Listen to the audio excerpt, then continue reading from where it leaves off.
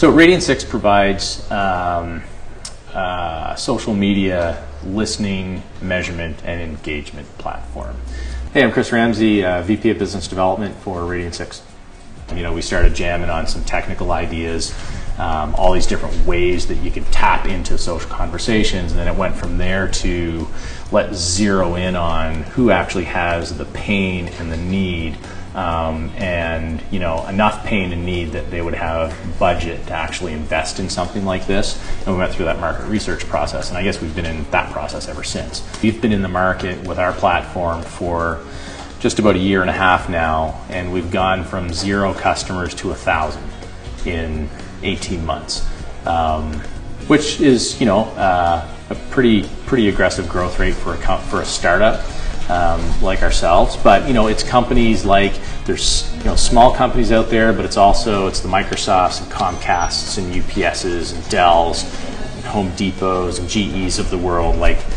All of these companies are putting in place these new processes, and they need tools to help them do it.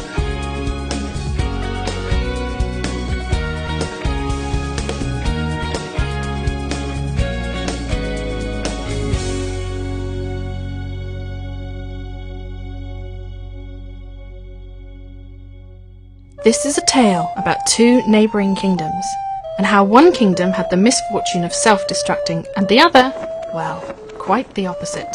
This tale is a lesson in listening. The first kingdom was situated atop of a grand old mountain, and it was named Brandonshire, and was led by King Brand, who loved to tell everyone how great he was, and how great his kingdom was. Unfortunately, King Brand never listened to the peasants and plebs that populated his kingdom. He had no idea that they were all living a miserable life. They constantly mumbled to each other about how the king would never listen to their concerns, and major challenges like brown tap water, random and unjustified hangings, and rotting produce they would never resolve. People in the village would badmouth the king so bad, saying things like, "He's such a moron. He tells us that we're all happy and that he is so great, but we have poppy water. Half of us have had our heads cut off or have been hung. Not to mention there's no fresh carrots and celery." I think we're going through right now one of the biggest revolutions in communications. Hi, I'm Marcel Lebrun. I'm the CEO of Radian 6. Brands have always focused on, well, how do I make people aware of a product? And typically they choose mechanisms like advertising and whatnot. The truth is today, awareness is really not what matters. And now with the internet and social media, we have this whole new characteristics going on with everybody being a participant, everybody being a publisher, with millions of conversations going on, and really things moving from push or interruption-based marketing to really more of conversations. When people have a need, the first thing they do is they go to their trusted network, and the things they trust less are media and ads and things like that. The things they trust more are their friends.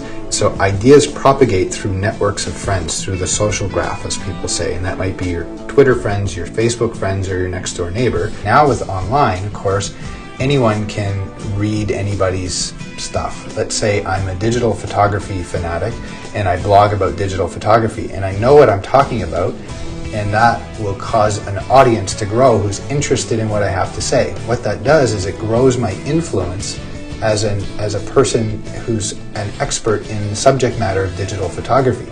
There was a blogger named Jeff Jarvis, and he wrote an article one day, coined the term Dell Hell, and really described his customer service experience with obviously a brand that isn't reflective of what Dell would like to communicate or would like people to understand.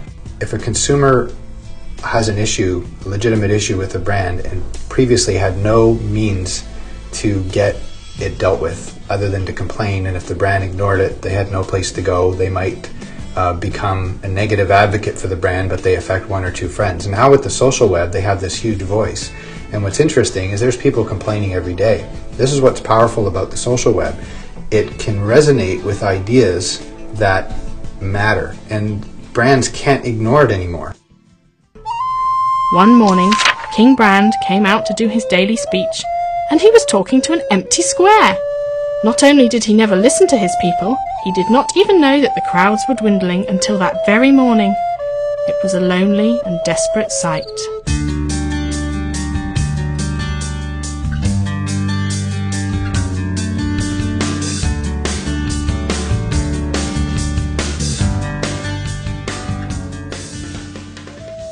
Just over yonder grassy knoll and across the fjord was the other kingdom named Kingdom Converse.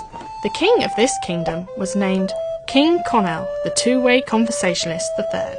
King Connell was a flat organisationalist, and he didn't believe in setting himself apart from his people. One day, many fortnights ago, he decided to knock down his castle. He used all the bricks and stones from the demolition to make a bunch of comfy benches around a great big fire pit where they could have community campfires and roast marshmallows all night. And that they did. Every night, King Connell would gather the people of his kingdom together and have sing-alongs, roast weenies, and discuss issues.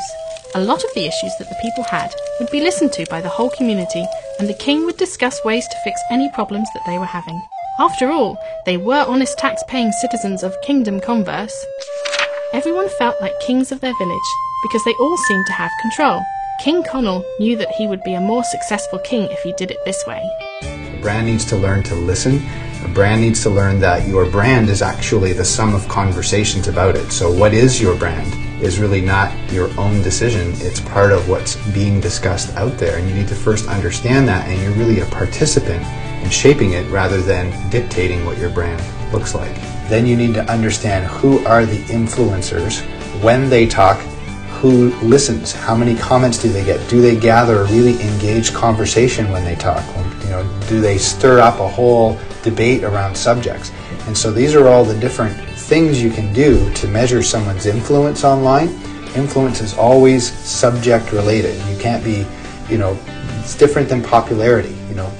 Hollywood actors are popular. A lot of people know about them, but they may not be necessarily influential depending on the subject matter.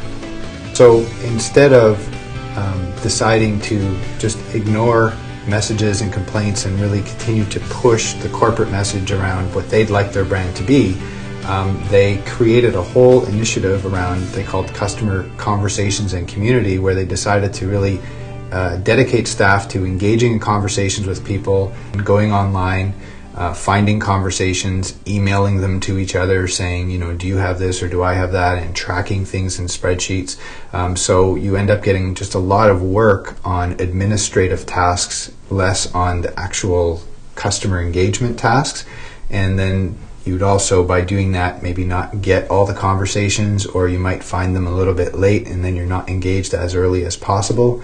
And so when we met them, they were dealing with this in very manual ways and were looking for a better solution to help scale their listening, because as soon as you decide as a brand that you're going to engage in conversation, that you're going to listen to customers, you're going to let them in the tent, so to speak, then there's consequences. You can't miss any conversations, because it's no different than a phone in that it's a new communication channel, and when you call on the phone you expect them to answer.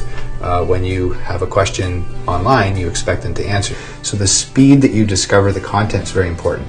Then the other thing is just collaborating and coordinating with your organization and keeping a corporate memory about things. So somebody complains, you need to know this is the third time this month he's complained, and you've already had 2 engagements with this person, so you have the context that you need to respond. So our tool manages that kind of conversational history and the workflow with who has the relationship and those kinds of things, so that you can actually wisely respond as opposed to go in blind. Now you can have confidence as a Dell customer that if you go on Twitter or on your blog and you have a question or an issue, that you can call out to them and raise that, and they will respond. And then what it did for them is it transformed them from a brand that maybe is a little bit difficult to get in touch with and get problems resolved, to a brand that'll actually come and find you when you have an issue, or come and say thank you when you bought something, which completely blows customers away. I think Dell is very confident that they're on the right track and that they have the right view of what a brand looks like that engages and listens to customers. And what's important here is you will be able to find individuals who, I think, in error, are taking the techniques and tricks of traditional media and trying to apply them to the social web by gaming things to try to promote ideas. So if they take an approach of how do I push ideas and try to help them propagate, or how do I make something go viral, or those kinds of things online, they'll probably actually not succeed.